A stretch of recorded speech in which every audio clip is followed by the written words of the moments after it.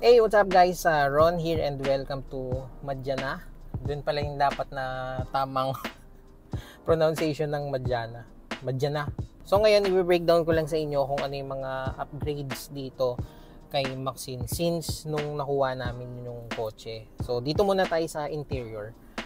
So pinakauna namin pinaltan dito is itong head unit. Ayan. Pinaltan namin yan kasi yung pinaka-stock na head unit nito is nasira. So, yun, pinalitan namin. Bale, nagkaroon ng ano yun, yung parang mga linya na, alam mo sa TV na parang pag tinamaan o kaya nabasag, ganun yung nangyari dito. And hindi namin alam kung bakit nagkaganon. So, yun, nagano agad kami. Nagpalit agad kami ng head unit na touchscreen. Touchscreen na po yan. Ayan, touchscreen na yan. So, lalagay ko din yung link sa baba kung saan namin na bili. Sunod na in-upgrade namin, hindi naman totally upgrade. Kasi meron kaming action camera na ginawa naming dashcam. Ayan. So, working siya. And hindi na namin siya ginagamit. Kaya nilagay namin siya dito. Yun nga lang, kailangan nakasaksak pa rin sa, dito. Sa, ano ba tawag dito? Nakalimutan ko tawag dito. Kailangan nakasaksak siya palagi para hindi malobat. O kaya hindi mamatay. Next is, itong salamin. Ayan. Clip type lang to Clip type lang yan. Ayan. Ang liit kasi nung, rear view na mirror, and nahirapan ako kunwari nakatingin ako dito sa rear view na mirror, kailangan ko pang gumanon minsan para or tumingin sa likod para lang makita kung meron bang nasa gilid or wala. So yun. So next naman na in-upgrade namin dito sa loob is yung itong shark matting. Ito Ayan. Mas maganda na siya, di ba? So kaya namin in-upgrade yan dahil kapag sasakay kami or naglalagay kami ng mga basa. Ayun.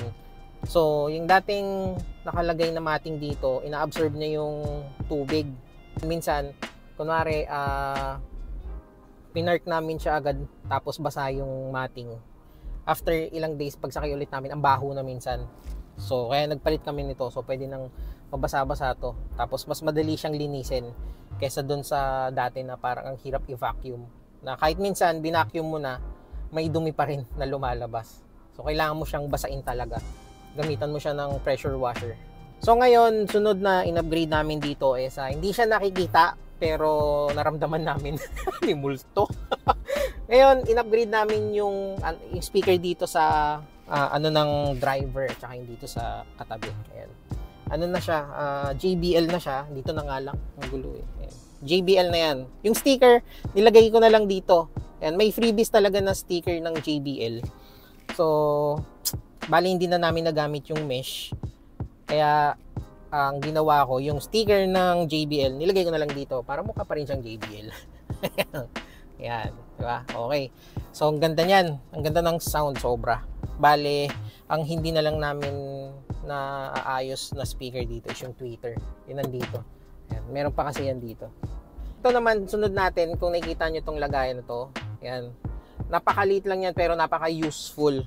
Ayan, nandito yung mga RFID, kung meron ako mga discount card or mga, ano ba tawag doon, points. Ayan, meron ako kasing Petron card, so may mga points yan every time na magpapagasolina ka, meron yan. Lagayan ng, ng shades, ayan. Ang dami, pati yung mga, dito, mga files na kailangan. Kunwari, may checkpoint. Andyan, mas madali mong kukunin kaysa nandito sa dito. Ayan. Sa compartment. So, mas madali mo makuha. Ayan. Andito na lahat ng updated na files. So, next na in-upgrade namin dito, accessory na siya. Ito, napaka-useful din ito Kunwari, gabi, tapos minsan, di ba, ang hirap maghanap ng something kapag may nahulog sa baba. So, ayan. Nilagyan ko na ng ilaw yan. Hindi lang masyadong kita kasi araw ngayon, may araw. So, ayan. So, ito yung remote niyan. Yung remote niyan, nandito din nakalagay. Diba? Napaka-useful. Ayan. Kunwari, papalitan ko ng kulay purple. Ayan. May kita nyo ba? Ayan. Ayan. At least nakikita. Green. Ayan. Siyempre, mas okay kung white lang para hindi masakit sa mata. Ayan. Pwede mong i-off. Off. Ayan. Off. Tapos, i-on ko siya. Ayan. Diba? Napaka-useful niyan. Meron din yan dito sa likod. Kung makikita nyo, nandito. Ayan. Kita ba? Ayan, 'di ba? Paka-useful. So next naman itong saksakan dito, ayan. Ayan. Ito, in-upgrade din namin 'to. Meron ditong tatlong saksakan. So dalawang USB, Ayan, may dalawang USB dyan. Tapos may Type-C. Ayan. Tapos meron na rin siyang, ano bang tawag dito? Voltmeter. Voltmeter ba tawag dyan? Hindi ako sure.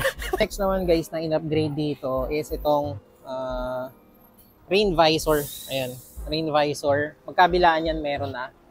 Tapos ito, nilagyan ko din ng sticker pang burloloy lang. Ito, dinagdag ko din to. Ayan. Ngayon, hindi nyo makikita. Pina-undercoat na namin yung ilalim yan para iwas kalawang yung ilalim ng mga parts. So, yan, okay na yan. So, kahit mabasa siya ng ilang beses, hindi siya mangangalawang. Sunod na in-upgrade ko naman dito is itong wiper. Yan. Pinalitan na namin yan. Kasi yung dati, ang ingay na masyado.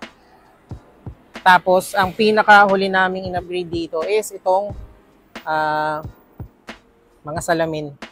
Ginawa na namin siyang tinted para hindi masyadong kita kasi pag nagpapa breast milk si misis, kita siya dun sa dati. So ngayon hindi na. Ayan, hindi niya na may kita si bossing. Ayan. Ganda niyan tint. Pero pag pumasok ka sa loob, ayan, diba? Kitang-kita mo yung nasa labas. Ayan. Pinaka-last namin siguro dito is yung gulong naman.